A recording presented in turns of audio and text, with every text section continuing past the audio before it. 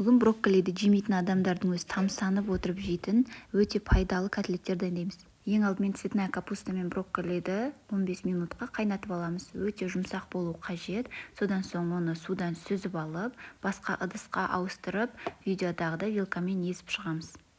Дұрыс тамақтанып жүрген адамдарға немесе кішкентай балаларға таптырмас тағам болып табылады. Міндетті түрде дайындап көріңіздер. Және де мені жоғалтып алмас үшін каналыма тіркеліп, лайк басуды ұмытпаңыздар. Барлығын езіп алғаннан кейін тұз, бұрыш, паприка, пияз, сәбіз, жұмыртқа, ұн және де панировочный сухари қосып, барлығын жақсылап араластырамыз.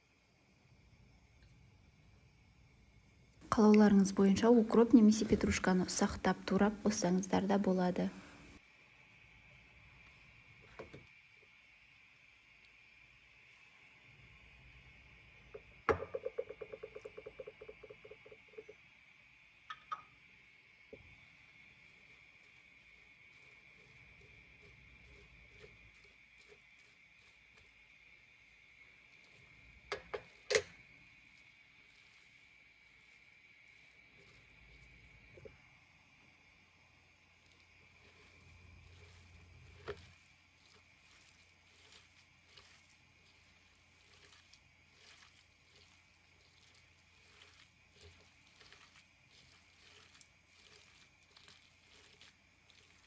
Мінекей бізде осындай масса шығу қажет.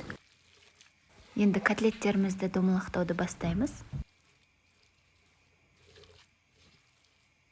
Мөлшермен бір қасықты толтырып аламыз. Котлеттерді дөңгелек етіп формаға келтіріп, содан соң духовканың листына пергамент бумагасын төсеп, барлығын қойып шығамыз.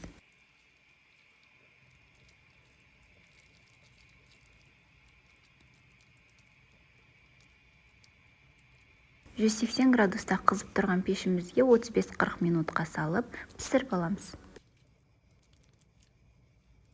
Бұл тағамды міндетті түрде дайындап көріңіздер. Сіздерге ұнайды деген сенімдемін. Және де соңына дейін менімен бірге болғандарыңызға рахмет. Ас болсын!